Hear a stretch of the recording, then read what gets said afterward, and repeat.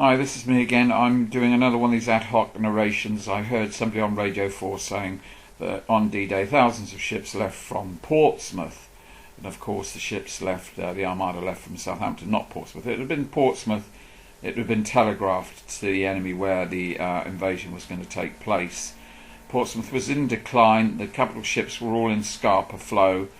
Southampton had been discounted by the enemy, said it was finished in 1940. So it developed in plain sight without the enemy really realising. There's St Michael's Church in the background there, and here's one of the landing ship tanks that's so important during Operation Overlord, coming about to head out into the English Channel. This is that's the Town Quay there in 1944. This is this is outside the Platform Tavern. This is the Town Quay. The other one was from the other side. So this is embarkation hard S3, and these are landing craft, Canadian landing craft. This is Flotilla 262. It says on the caption there, and he's sailing out into the Southampton Water. So he's just going to go past the Eastern Docks. So this is another landing craft. This is 299. It says here 299 was officially but incorrectly identified as either the Highland Light Infantry of Canada, but they're correctly identified in the air, Bernay-Saint-Lemaire. And on the side of the ship you can see the bikes. They were supposed to use the bikes as a blitzkrieg tactic. They intended, the High Command intended the British troops to be as mobile as possible, because the Lightning War was a fast war, and their idea was that they were going to use bikes, and of course that just made them slow moving targets for the enemy. They were dumped when they were ashore, and they were used by French children afterwards as their toys. There you can see Marchwood over in the distance there, and Hythe. This is looking back to Town Quay. It says here that landing craft, different types of landing craft. So there you can see a landing craft gunship. Those were the sort that were converted at Harland and Wolff. What they did, they took a conventional landing craft and put a new deck on it with guns which could support the troops ashore, and because of the flat bottom they could get in closer to the shoreline and help the troops that were ashore.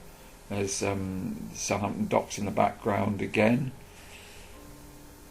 and what they're doing is they're moving along Southampton Water, and they're going to join up with the rest of the flotilla. This one says the smallest were the British LCAs, only 13 tons, small wooden craft designed to be transported around by larger vessels.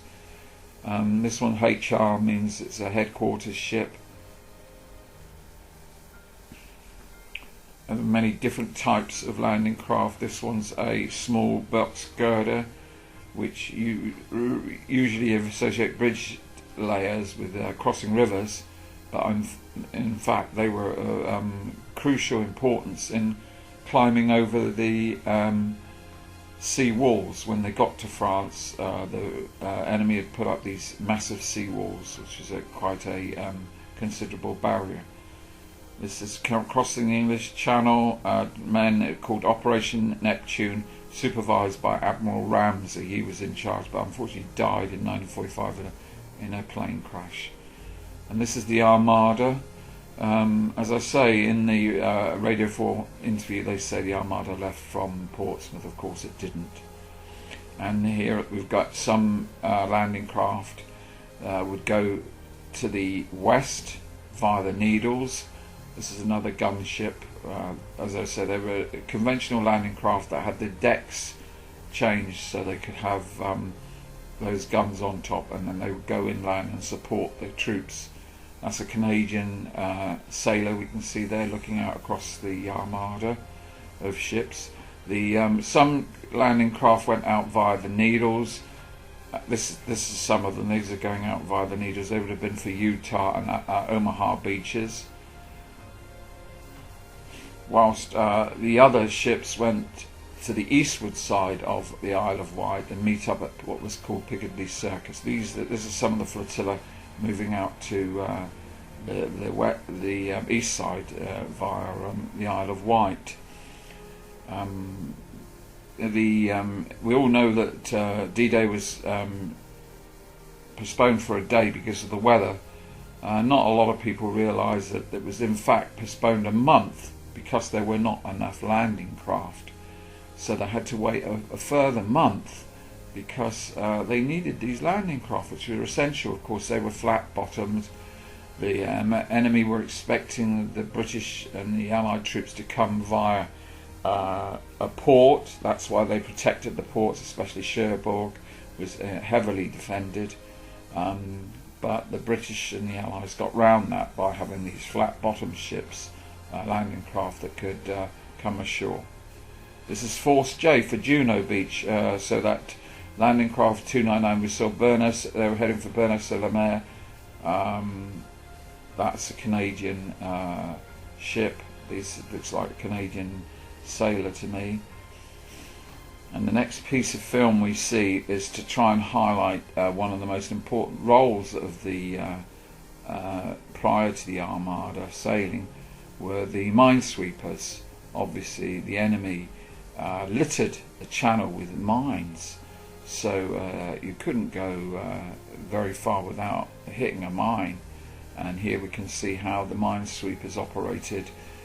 They would cut off the connecting line to the mine, and the mine would float up to the surface, and then they would use their rifles to shoot it and blow it up.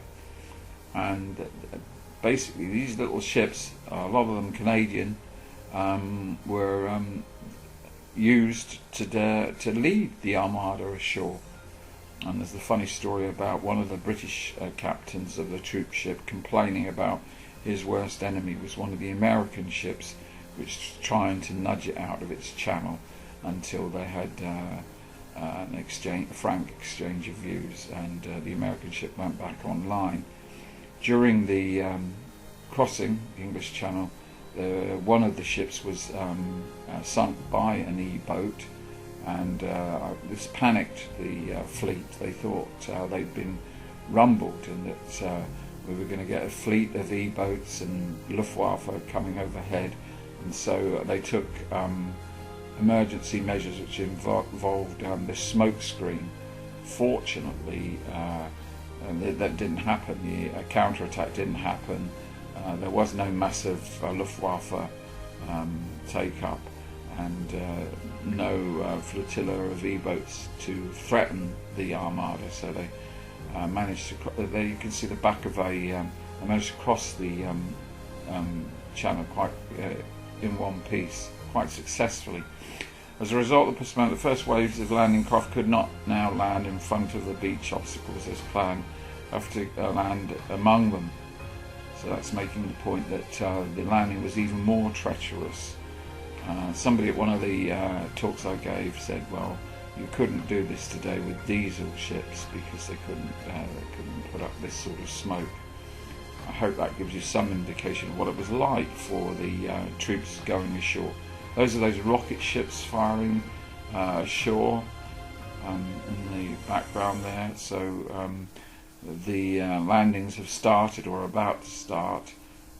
At 5:10 a.m. the naval artillery began firing until 5:50, 30 minutes before the beginning of the landings. So that's what we can see in the background there. And there's some more rocket ships. So these are all actual pictures from D-Day. As a historian, I'm very keen to use contemporary film. We were all on about false or fake news, and by using contemporary film, we can say this is what actually happened. And there we can see in the distance, we can see the landing craft approaching Bernay-sur-Mer.